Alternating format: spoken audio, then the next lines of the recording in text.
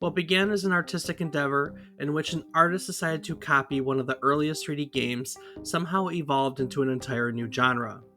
Landscapes became people, and the people in those landscapes needed something to do, or in this case, someone to tell them what to do. This week, we're going to tell you the story of Populous, the early strategy game that created the God genre. It was developed by Bullfrog Productions and released in 1989. As part of its story, we'll learn again about the creation of Bullfrog, look at the career of the artist that helped create this game, Glenn Corpes, and yet again spend some time making fun of Peter Molyneaux. So let's wait around together for some divine intervention on yet another trip down memory card lane.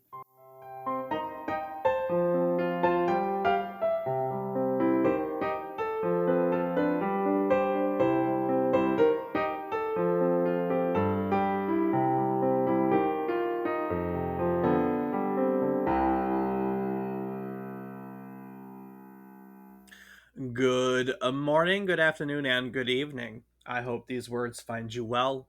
Hello, and welcome to the 145th episode of our video game history podcast, A Trip Down Memory Card Lane. Each week, we'll tell you a story about one topic relevant to the current week in gaming history. That can be a story about a game, a console, a person, just something relevant to this week. While doing so, we hope to teach you something new about the topic, what it took from the world as its inspiration, or what it gave back to the world in its legacy. Today, we're all going to learn about Populous, created by Bullfrog Productions in April of 1989. I'm David Casson, and as always, I'm joined by my co host who fancies himself a god in his own right. He's my brother, Rob Casson. Rob, what are you the god of exactly? Of me. That's a very limited scope, not a whole lot of followers, I'm assuming. I mean, I follow myself sometimes, so there's at least sometimes one. Is there any main philosophy to the religion known as following you? Just be Rob. Just be Rob. Just be Rob, man.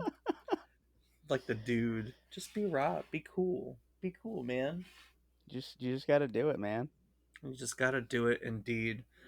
All right, well, on to the weekly question. What game have you been playing, or games? I'm being presumptuous and assuming there's one. What games have you played this past week? Well, Dave, this week saw the normals, RuneScape, Rocket League, and Oxygen not included. So, How is your oxygen not included? How's your colony going? it's pretty stable so far. Haven't lost anyone. Getting I'm stuff done, but we'll see because it always starts fine and then gets crappy. I I don't know. I'm starting to get the itch to play a game like that again. We put down Ark. We got to pick Ark back up again. Very true. That's another one that's just like that. Yep. But oxygen not included. There's so many cool game mechanics in that game. We still never finished it. A colony to the end. Yeah, I can't say that I have either. Normally, Yeah. it collapses before then. Yeah. Yeah. So, what Yeah. about yourself, Dave? What have you been playing this week? I think we played some Rocket League last week. I think. Mm-hmm. You know, And the only other game I've played this week is I finally finished Resident Evil Village this weekend. nice. What'd you think? I mean, have you played through the Biohazard and Village? Yep. Well, I haven't played through, but I've seen enough of it to know how it all goes. So I know the I mean, story. You don't have to give away spoilers for anyone that still hasn't played it and beaten it. Meh. But yeah, what'd you think? I enjoyed them. I kind of want them to go back like to the Resident Evil 4. Like I really liked those few action. I know some people don't, but I liked when it was more like the action ones. And so I hope with the concept of them bringing Europe into it, we get to see them go back to like the Resident Evil 4 and stuff.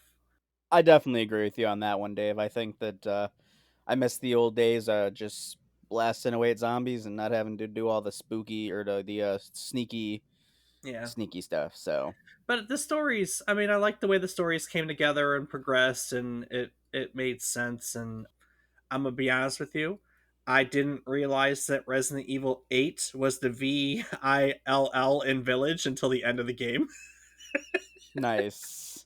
because it colors it that way. I'm sure it does everywhere, but I never paid attention to it till the final, like the end card where it goes Resident Evil Village. And I was like, huh, VIII 8. I get it. I felt so stupid at that point. So, Oh, um, that's great. yeah, I don't know. I started playing these because I have all these like a bunch of games I wanted, got them like as Christmas presents when they first came out, and then like never touched them. And I'm playing them on my Xbox One. I'm still a generation behind. And one of the things that's standing out, which is unfortunate, is that like the thing is dated.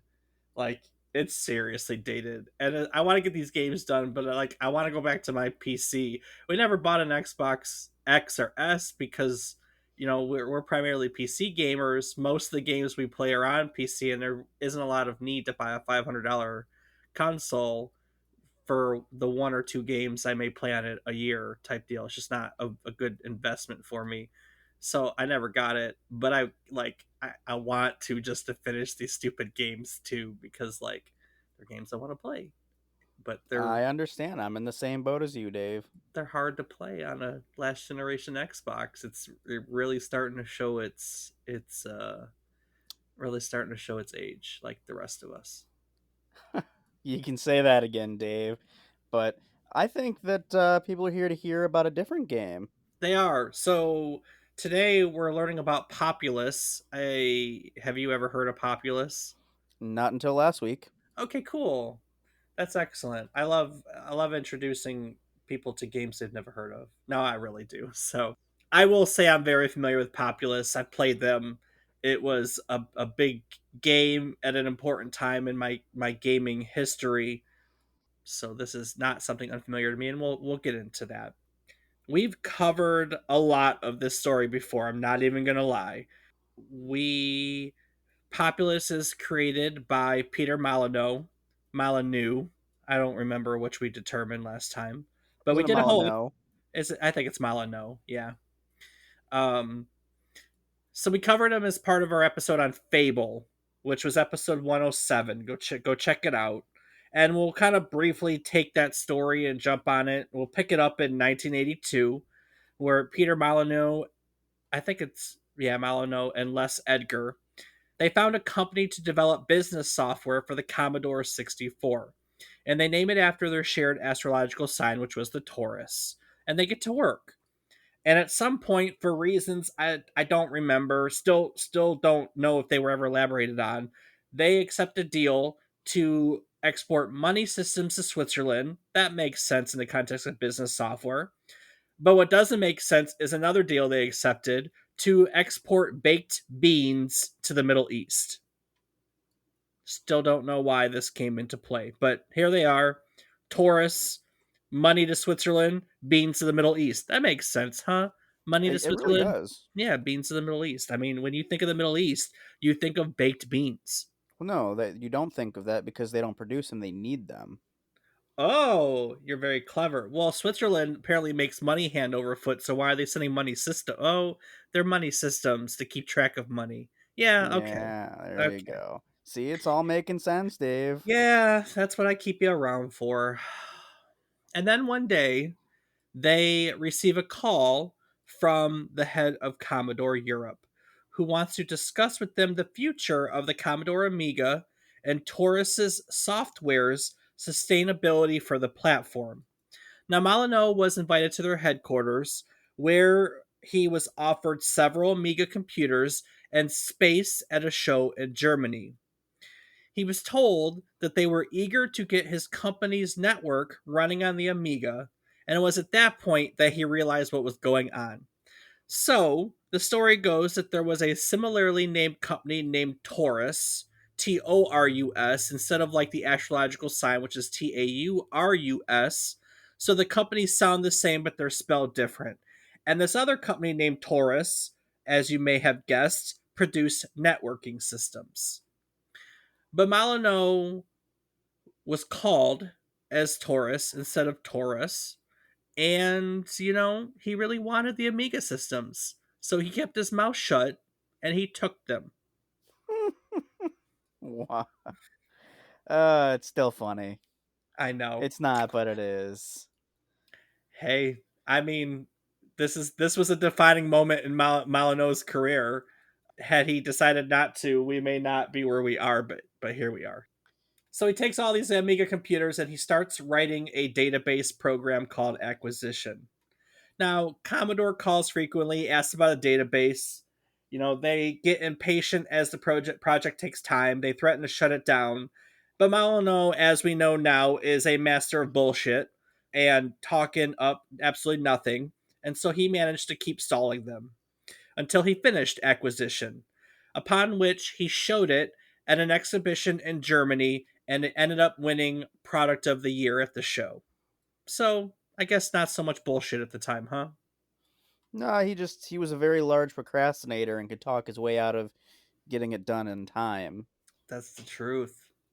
So, as part of all this, they managed to sell 2,000 copies of Acquisition to a company in the United States. It was a huge order, and that gave them enough money to sustain their company.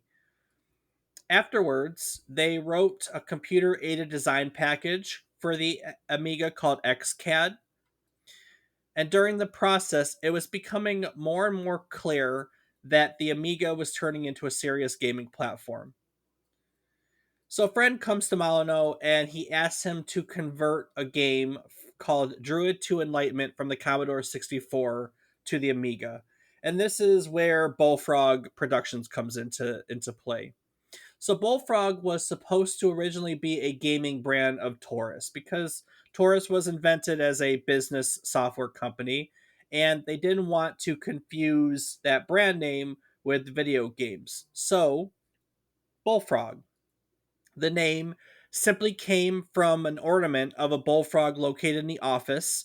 They were sitting there talking, wanting an as the story goes, an idiotic name, and there happened to be in front of them a colorful frog on a pedestal labeled Bullfrog by Leonardo. So Bullfrog Productions it was. Who was Leonardo? I don't know. I don't know if it's Leonardo da Vinci or just some random Italian guy named Leonardo, or maybe just some sketchy dude on the streets of Portland named Leonardo. You just never know. Hmm, Never know. interesting. I want to know the back history on that bullfrog. You know what? We should find what it looks like, but I couldn't. So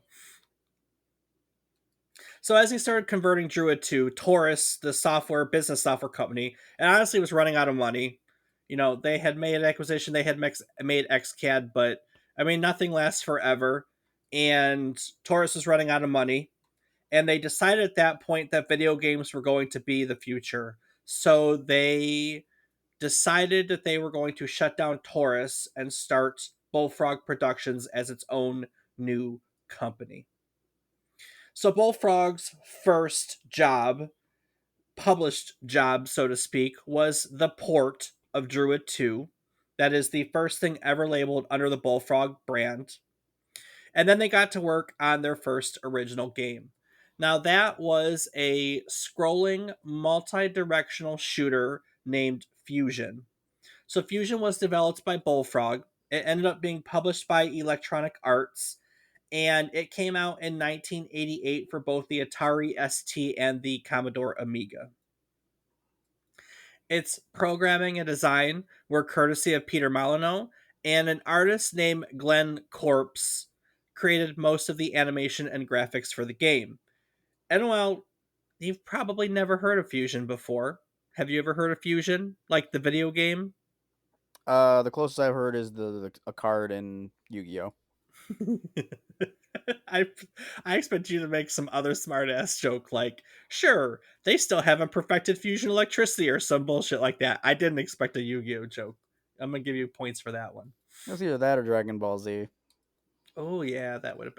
I would have expected Dragon Ball Z actually. That's why So I I'm had to glad. throw a curveball at you. I know. I'm glad you went with Yu-Gi-Oh. So fusion wasn't anything special. You controlled a ground-based crawler or a spacecraft, and you shoot at things as they come at you. It has 13 levels, and that's about all you ever need to know about it. Hmm, It was not a commercial success, and later interviews of Bullfrog employees admitted that its sales didn't even cover the paychecks of all the employees of Bullfrog at the time. wow. That's pretty rough. Yeah, so not a very good start. Somewhere during all this, though, as they're making games and things aren't going well, you need to blow off some steam, right? Right?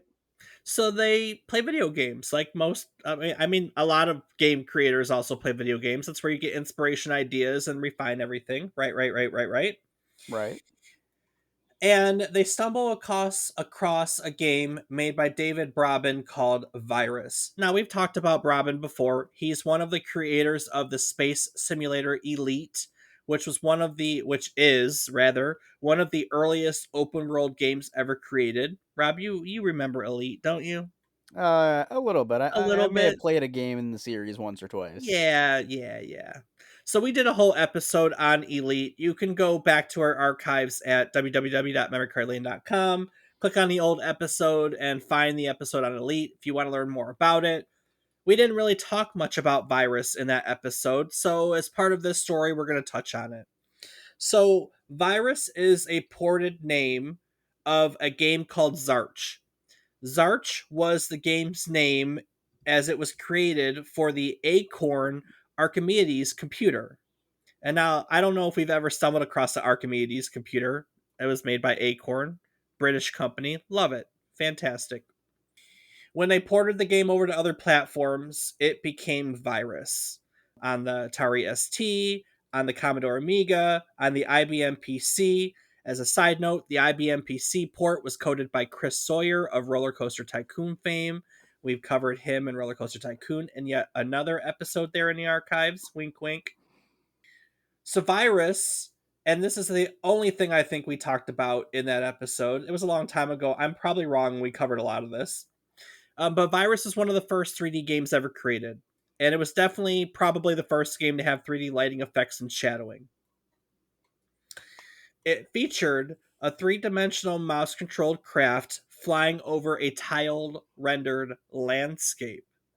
Ooh. It's basically a 3D version of the arcade cabinet Defender, where you pilot a spaceship that has to defend the landscape from increasingly larger and harder waves of enemy crafts.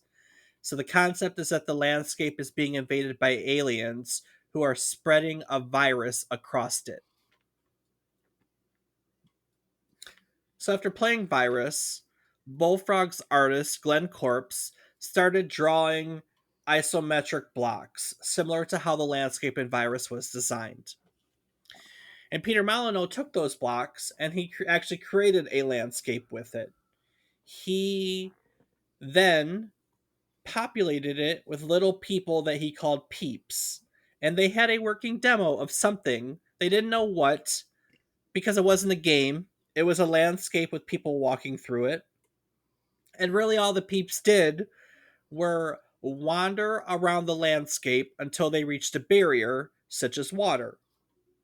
So, what Molyneux did next, in order to give the player something to do, he developed a mechanic wherein the player could raise or lower the terrain as a way of helping the peeps get around. So, there's a mountain in your way, lower it, flatten the ground. There's water in your way, raise the land and fill it in so the water goes bye bye. That's where they started. Hmm. Neat.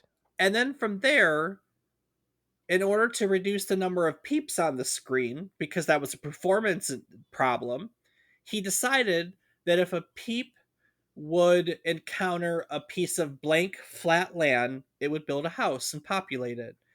And a little piece of land would be a small house, and a larger piece of land would allow the peeps to build an even larger house. And that, my friends, became the core mechanics for the game Populous and the birth of the God genre. Now, the God genre are games that have godlike intervention. In this case, Populous has godlike intervention and the desire for peeps to expand. So, right from the get go, they had a basis and they were working on design. They attempted to prototype the gameplay by designing everything using Legos, but later admitted that that wasn't very helpful for bringing balance to a video game. But as a side note, if you ever look up Populous, you will see Legos associated with it because in some of the marketing for the game, they publicized an association with, like, this is like building with Legos. So their early development attempts weren't a complete waste of time and money, but they didn't do much for working the game. right? Uh, Yeah. but they had to Plus branch out, Legos. right? Plus Legos, but they had to branch out these mechanics. They had this core mechanic, modify terrain and build houses when you have flat, but that wasn't much too, right? So they began to branch out and develop other mechanics, other godlike powers that you could use. And as they played these, what they called developmental games, they would just go on for hours and hours and hours. So there was essentially no end to the game. So then they found themselves having to decide an end game, and that gave them a framework for their game, a battle in which there are two sides that are forced to enter a conflict with one another. Seems really basic, right? I mean, that's a video game, that's a story. Yeah, no, I'd say But it's core. they got there because they didn't have anything and were forced to decide on a framework to this mechanic that they did, right? Right. So they have this, right? Move terrain, build things. We'll get into some of the other god powers in a moment, so this all makes sense. And they're in a conflict with one another, and they start testing it out. And then the testers requested a cheat code to skip to the end of the game because they had programmed essentially about 500 levels to play through of this game and this game style, and there simply wasn't enough time. And as part of that process, the design team realized, like, hey, shit, we don't have an end to this game in any way, shape, or form. So they got their cheat code, but they also had to whip up an end. And what they did is they really just repurposed one of the screens. They're called interstitial screens. They're like, you know how in between levels you typically have a loading screen? Yeah. That's an interstitial screen. So they basically Oh, just took one of those and they like typed out an ending into it, and that became the end of the game. But like every part of the design process of this is a reaction. Like it built like from hey, let's draw blocks, let's turn them into landscape, let's put people in them, let's decide what the people are going to do. Okay, well now like this is boring. How can we make this interesting? Okay, well, we haven't done this, we haven't done this, we haven't done this. And that's basically how they developed Populous. It was a very reactionary process that started out with a cool concept, and then it just kind of, I don't know, webbed out. It evolved into what it is today. you picked a core and you worked it from there. Picked a corny worked at there. They definitely game design doesn't work a lot like that nowadays. Game design nowadays, like people go into it with a plan, like they draw game design documents. I'm not saying everyone does, but like that's the way a lot of it's done, right? You put everything down on paper and you work it out. But this was like the opposite. This was like, hey, we have this cool working demo. What the hell are we going to do with it? But the pieces did come together, and it was looking more and more like a game. So they began to shop it around to different developers. Most were really cautious though, because there were no games to compare it to. They had nothing to say, okay, cool, like this is just like this and it sold this many copies, so we think that it's going to be special. Like no one had made a god genre game before. And so that was a big risk for companies. And the only publisher that was in the end willing to take on that risk ended up being Electronic Arts, who Bullfrog had worked with in the past. Electronic Arts had a gap in their spring schedule and offered Bullfrog what's later recognized as a really atrocious contract to publish the game.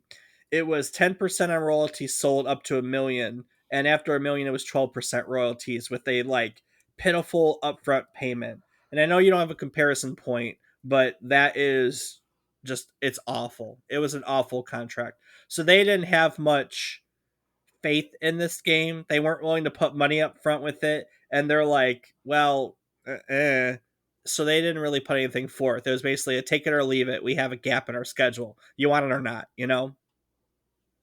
Now, we're talking about this game right now, so obviously something came from it. I'll cover that real quick. It sold like 4 million copies. Now, 4 million copies still makes it the 35th best selling computer game of all time. That's pretty good. Yeah. Yeah, for real. For real. And before we get more into the game itself, it did have expansions. I'll briefly mention them. Right off the bat, there was an expansion you can get called the Populous World Editor. It allowed players to modify the appearance of characters, cities, and terrain. Eventually, they released Populous: The Promised Lands, which added 5 new types of landscape to the game. And later on, there was one other landscape they managed to eke out in something called Populous: The Final Frontier. I mean, they went through the whole normal works of it, you know. So it was a game like any other, and had DLC and so on and so forth. Um, but Populous itself is kind of cool. You know, so what is Populous? What is the God genre? Rob, you don't think you've ever played a game in the God genre, right? I genuinely don't know. Black and White, Arias, or I mean, those are some of the big ones. It's not. It's Nope. not a Not even a remote hint of a name that I recognize. Goddess. Don't remember Goddess at all. Nope. So in Populous and most God genre games, you basically assume the role of a god, and you have to lead your followers through divine intervention, manipulation, and direction. Each level, it's you and your enemy. People on one side, people on the other. Everyone's controlled by a deity. You're typically thought to be going against some other god, and basically you have to defeat the enemy's followers and increase the population of your own people using your divine powers. So each of the 500 levels is like a little piece of land with various landscapes on it, and you do what's necessary to overtake the piece of land, claim dominance over it, and then you move on to the next one and you do it over and over and over for 500 plus levels. And the complexity in the game lies in the maps. Different maps have different terrain. Your followers, the enemy's followers, they react differently to different kinds of terrain and to your divine intervention, and how you guide them to develop on or around the terrain is really the key to it. Key to all the godlike games. So, as your followers build houses, they create more followers. More followers gives you more, let's call it mana. It's like divine power.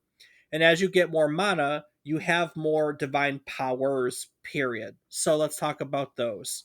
The powers that you can use in this game are actually really cool. Like, you could create earthquakes, you could create floods, you could create swamps, which was your followers reacted to swamps in a different way. You could create volcanoes, which are pretty obvious what they did, right?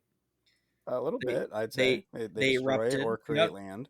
You could turn some followers into knights, which were much more efficient battle machines. So basically you just and of course you could modify the terrain, create thunderstorm. Like there were just these ways that you would modify. Now, in a lot of ways, a godlike game is a strategy game. It falls under the strategy genre. But unlike a normal strategy game, you are not controlling the units themselves, right? In a normal strategy game, you'd click on a follower, you would issue a command to him, he would go do it, and that was the game. Fair statement?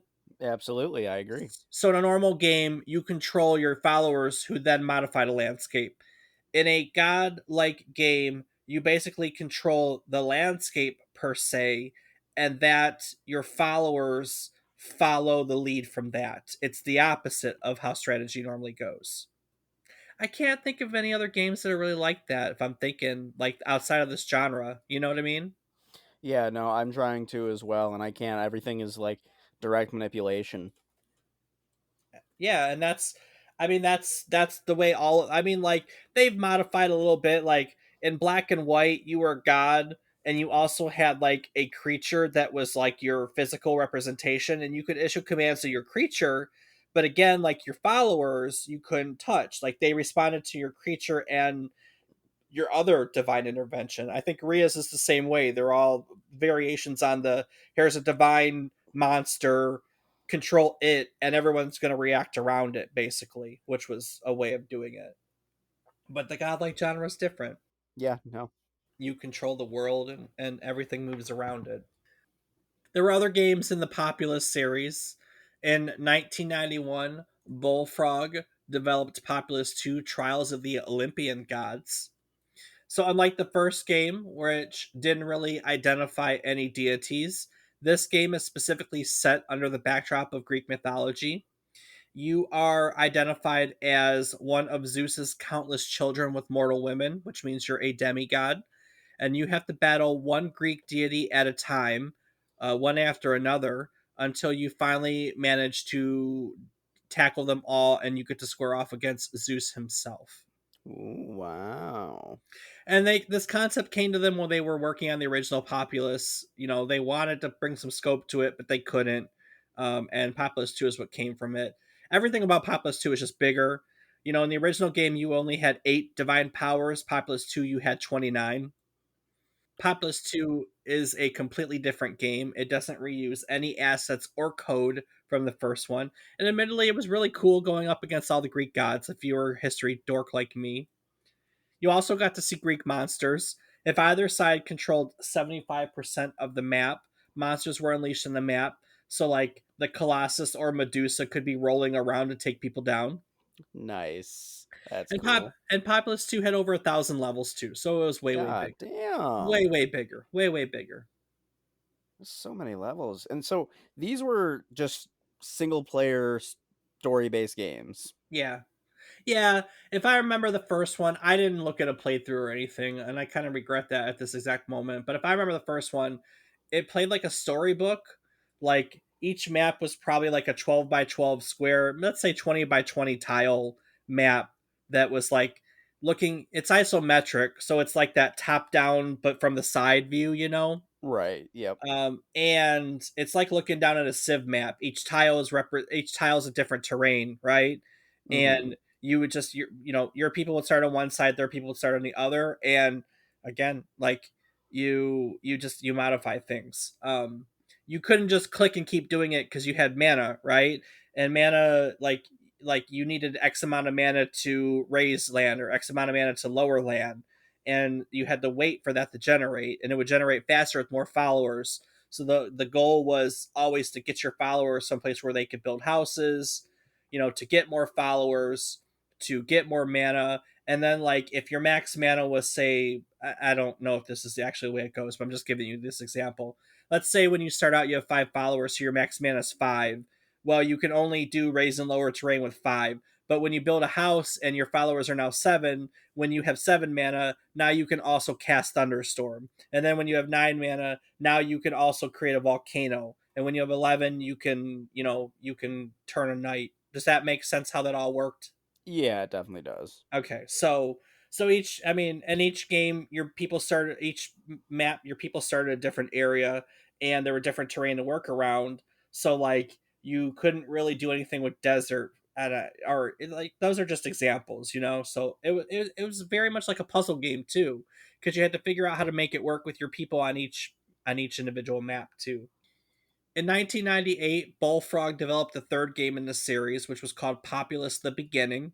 This one was a little different. You don't actually play as a god, but rather you play as a shaman who is in charge of leading your people against its enemies. Now it only has 25 missions to its campaign, but each level is bigger than previous games. And as the shaman, you're trying to become a god, basically going from level to level, which is a planet. And that's what I mean by levels are bigger, because like it's 3D and you can rotate and everything. So you're going Wow. from this little planet to planet across the solar system, trying to dominate enemy tribes. And as you dominate more tribes, you tap into new sources of power. Now, this is the first 3D entry in the series.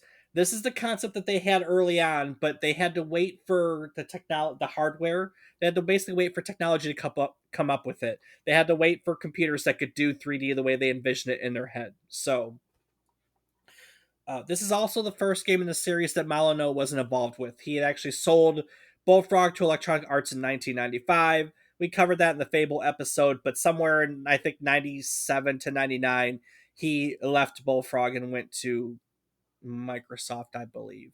No, he formed Lionhead, which was eventually sold to Microsoft. That's how it goes.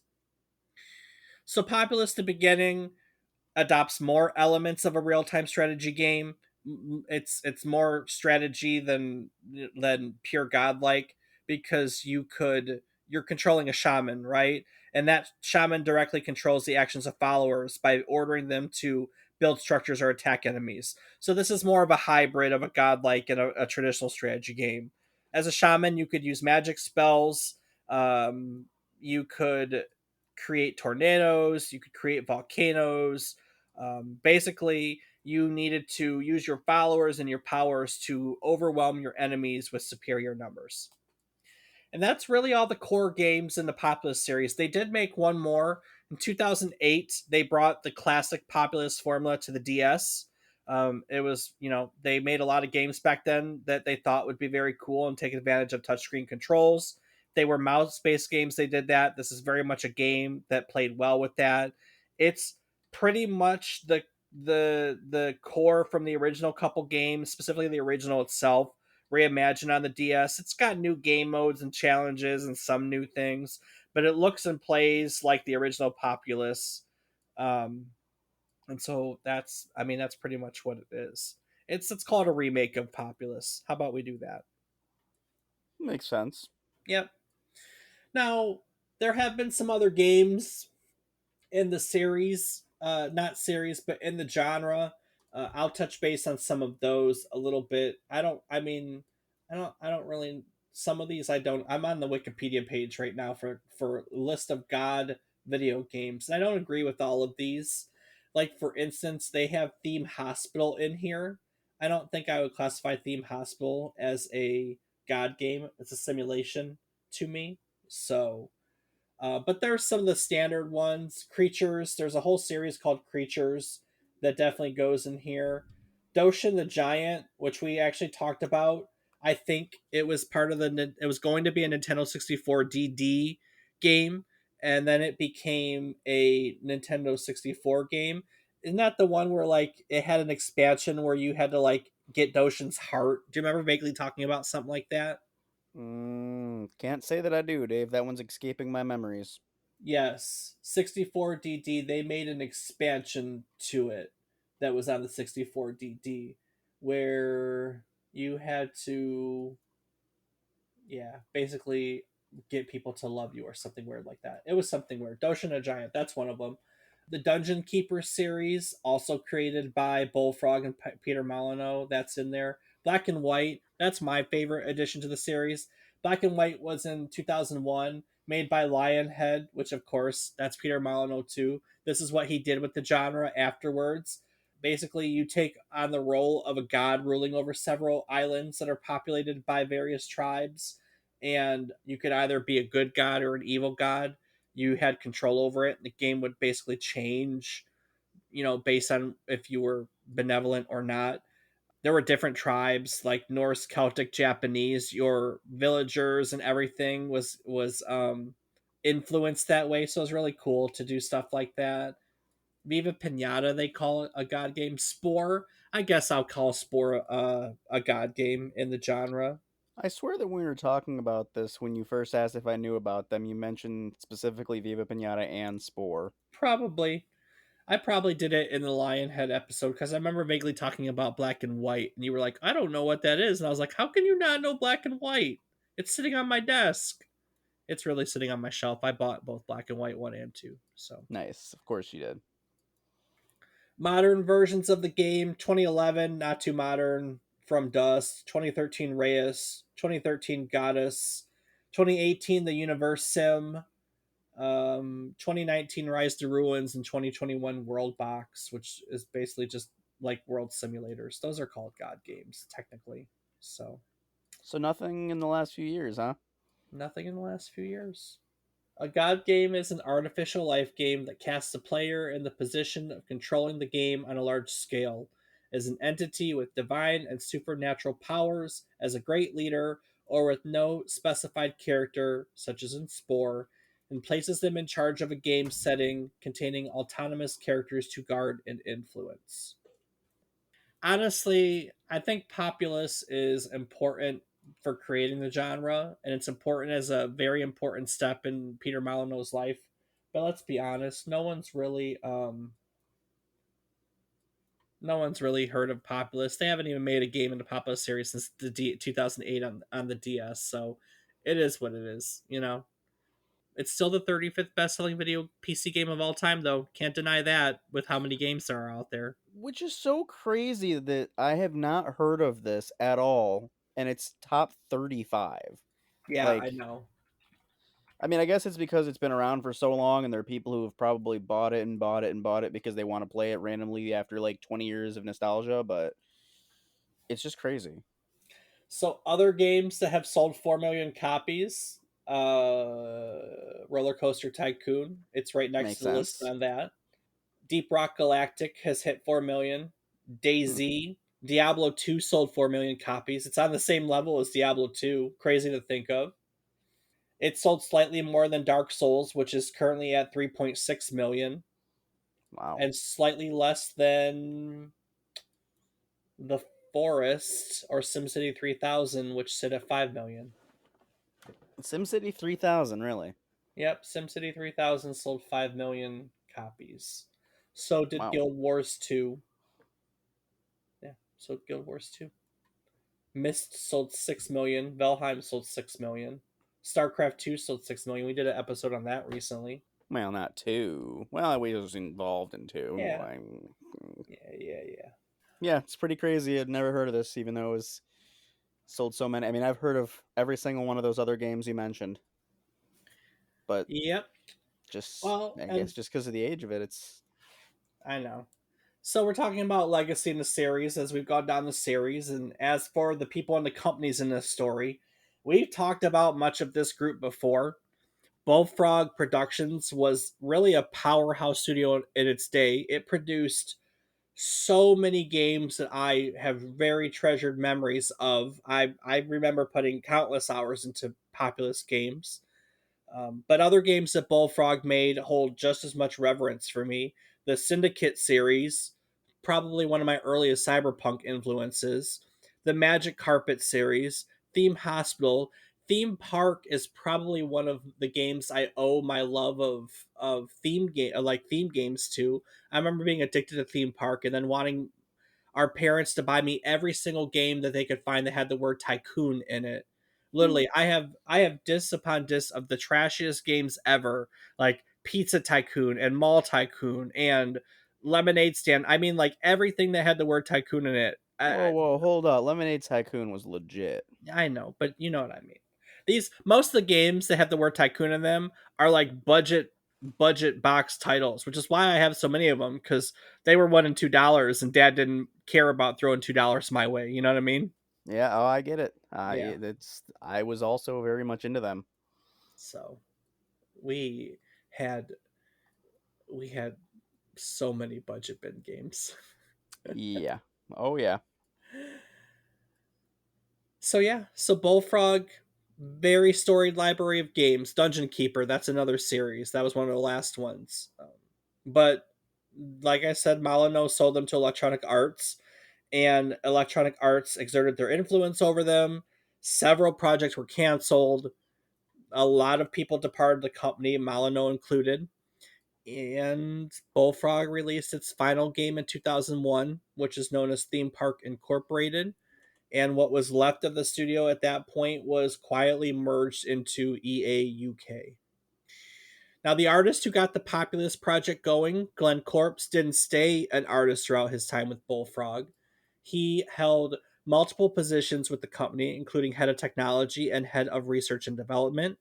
He also left during the mass exodus. In 1999, he founded a company called Lost Toys, alongside other couple of other former Bullfrog employees. That studio developed two games. In August of 2000, they released a game called Ball Breakers that is so unremarkable. The Wikipedia entry doesn't even tell you anything about it. It just says it's an action game. Hmm. I There's a mean, little it's a great name. there's a little interview blurb in the reception column that says it was inspired by Marble Madness. So I don't know. Maybe it's a violent marble smashing game. I'm sure we could look up a playthrough and find out, but I mean, it's not even important enough to have a notable Wikipedia entry. I just moved on. In 2003, they released a first person shooter called Battle Engine Aquila, and afterwards, the studio shut up. Like they closed their doors. They went bankrupt and closed their doors after Battle Engine Aquila. Hmm. Glenn Corpson founded another studio called Weirdwood. Couldn't find any information on Weirdwood. At some point, he worked for Electronic Arts. Found that in his resume.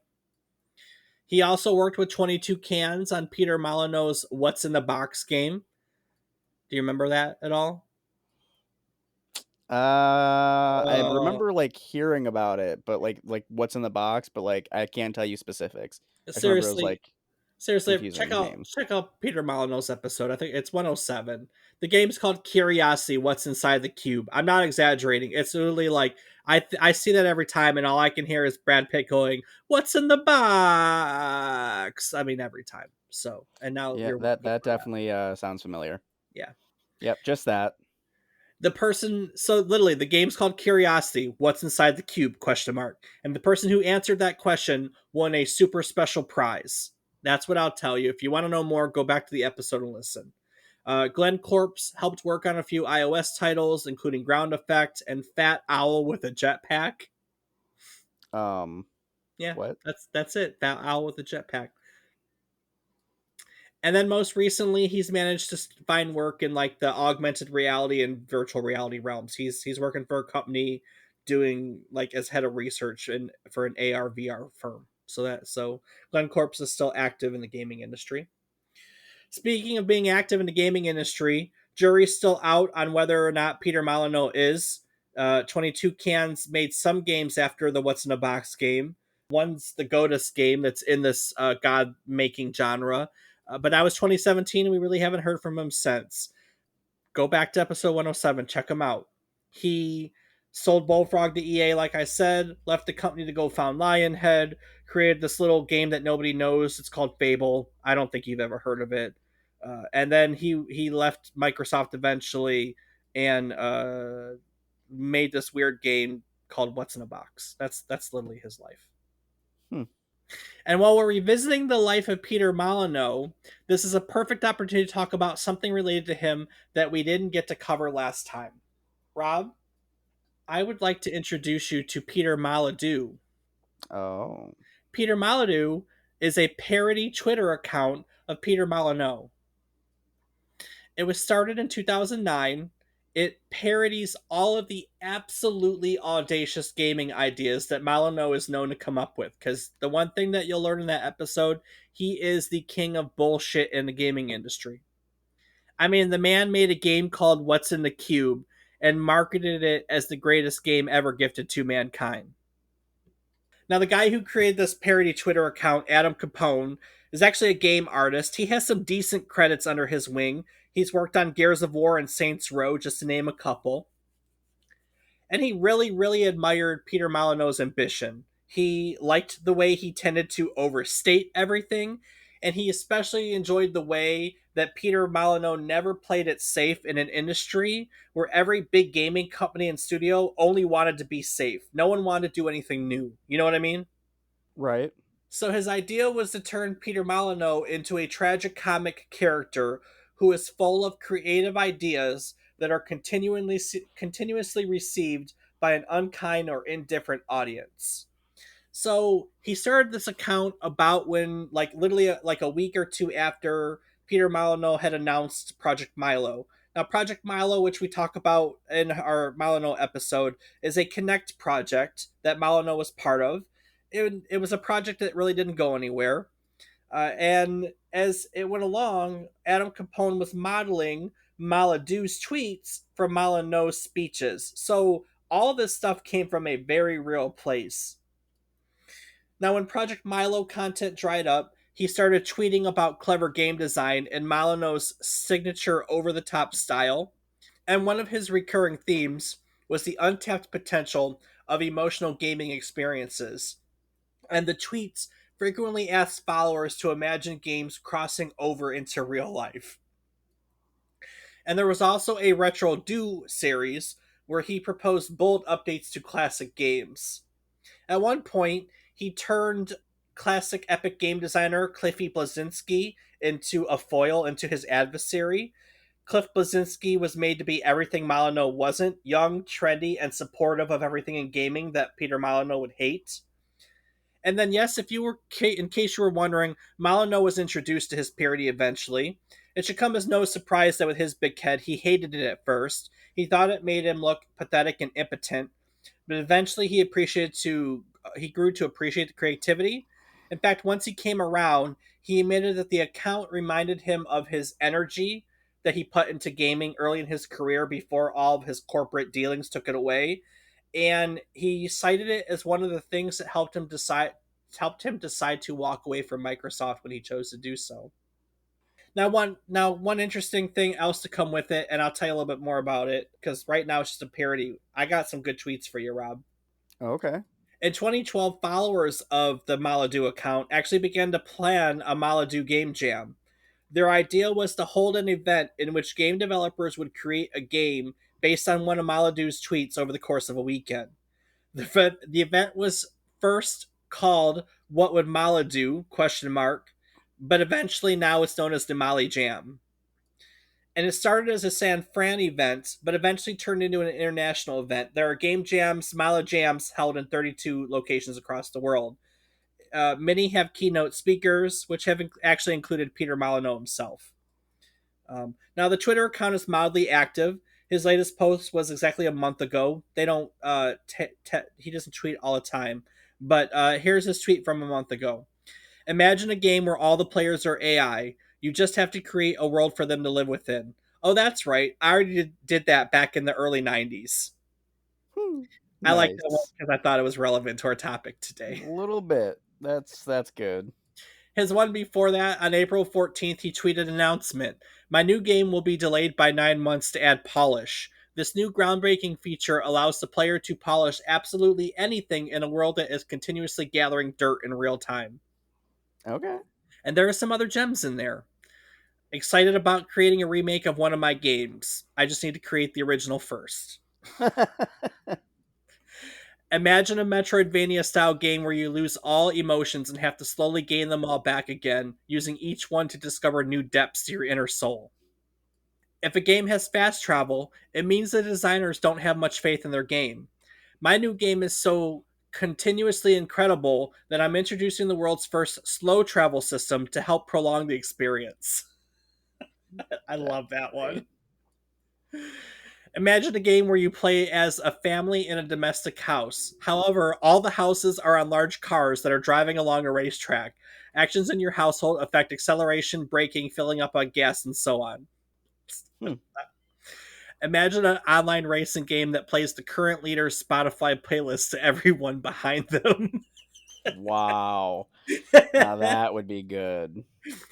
I want to make a dancing game featuring only old people with disabilities. There are games that have been made as a result of Molly Jam. The only one I can think of right now is Donut Country. If you ever see a game about Donut Country, that started as a Molly Jam. But there's some really notable, interesting proposals that the parody count has come up with. Uh, here's 11 of them. A racing game in which the player controls the road instead of the vehicle. A Connect game in which the player must cry to open a gate, an 8-person online multiplayer game in which each player controls one leg of an octopus, Okay. the final segment of a war game in which the player pauses in silence at the tombstone of each killed in action recruit, Damn. a 3D adventure game in which the amnesiac player awakens in a museum with a room dedicated to each year of the character's life. The player holds a radioactive baby, which acts as a torch in a dark environment. Rocking the baby increases its luminescence. Okay. The player pretends to be blind and must walk into objects to avoid suspicion. A bear must hug people in order to live, but crushes the people he hugs. Nice. That's so dark. A pigeon carries sentimental objects to businessmen to persuade them not to kill themselves. Oh. A divorced father sneaks into his family house to help with chores without alerting them. Oh. Oh my god. Okay. When the player kills henchmen in one game, the player sees reoccurring images of those henchmen's crying children in an unrelated sports video game. I can't even. I can't even. Oh man. A version of Street Fighter in which streets fight other streets. Yes, that's the one. Oh my god. Streets Alive.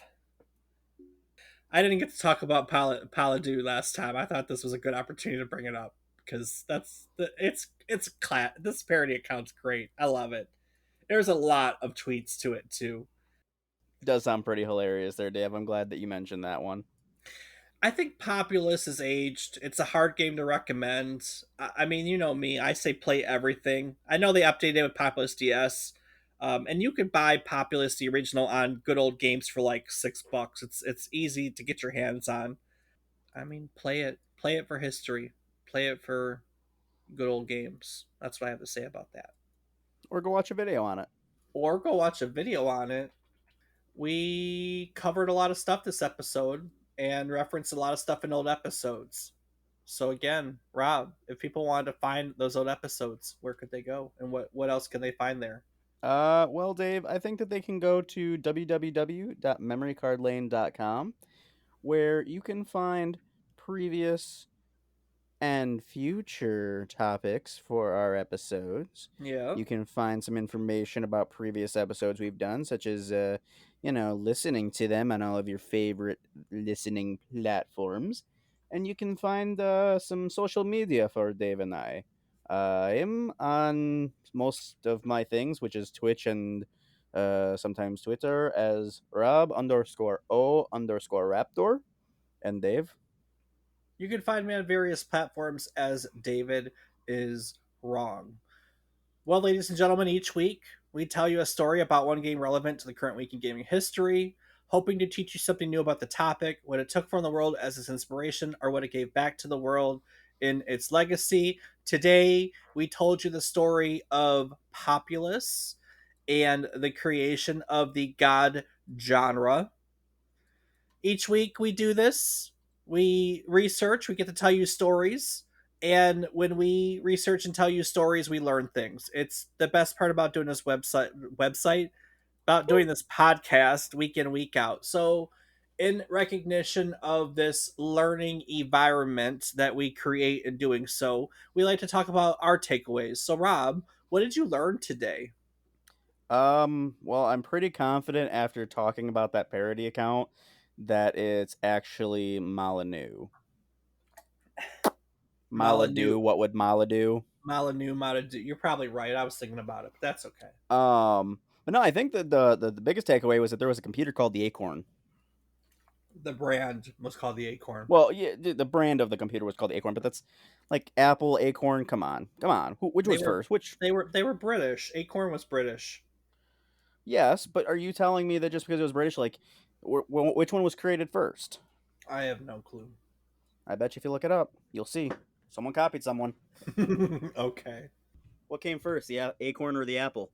Oh, I actually have to look it up. Okay. No, Dave. It's what came first, the Oh, chicken or oh the egg? it's a philosophical question, huh? Exactly. One led to the other. Acorn Computers founded in 1978. Apple Computers founded when? When was Apple founded? Do you know?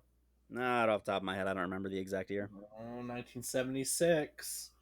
Well, looks like the apple came before the acorn. So how do you figure that? We answered the question though. Weird. It is very, very, very weird. So awesome. What did I learn? Nothing. No, I'm just What? You kidding. didn't learn anything, I'm Dave? Come no, on. I'm just kidding. I never knew the progression of where Populous came from. That it started out as, just them making blocks to say, hey, virus is pretty cool. I think I can do something that looks like that. I didn't know that's where it started, and it just kind of snowballed into the video game that we know of today that started a whole genre. That's really interesting. That's it. That's my takeaway. Hey, I think that's a great takeaway. And I think that's a good It's place to call it, huh? I think so, but it's a game that you played a lot about. You didn't know anything, and a game I've never heard of that I learned everything. There you go. Well, before we take it out of here, is there something that you'd like to add to today's episode? As always, I just want to take a quick moment to say thank you so much to everyone for listening. It means the world to us, and we hope you enjoy. And if not, well, that's too bad. Awesome. Well, on that note, I'm gonna go to next week because this week we learned about the god like genre, and next week we're going to learn about a whole other genre. Rob, the game that inspired it is one of the probably the newest game we've covered in a long time, and it is the game that the easiest way to give you a clue and see if you'll get it. It was the viral hit of the pandemic. Do you remember what game that Hmm. was? Was it E.T. the extraterrestrial? Man, wrong pandemic, man. That's the 1983 influenza. Wrong Ah, good damn. good answer, wrong pandemic. Well, then I'm gonna have to guess. You know what, Dave? I don't know. This one's kind of eluding me. It's a little sus. That's a good one. Yeah, you know. 2018 online multiplayer social deduction video game Among Us. Rob, you've played a lot of Among Us, haven't you? No, actually, I haven't played a lot of it, but I am very familiar with the game and the tactics. We'll talk more about it in next week's episode, but yeah, I didn't get to play a whole lot of it. Well, as part of our story, we'll learn about Among Us, where it comes from, and how it's developed. But we're also going to learn about the games that inspired it. So we're going to talk about the creation of Mafia, which was the very first social deduction game, and we'll talk about how Mafia turned into a social deduction genre, and we'll kind of segue that into the game itself. So next week we're going to learn all about social deduction video games. So put your head down. Let's call a meeting, figure out who the imposter is next week on yet another trip down memory card lane. Do the thing. Doop doop dop dop dop doo doop doo.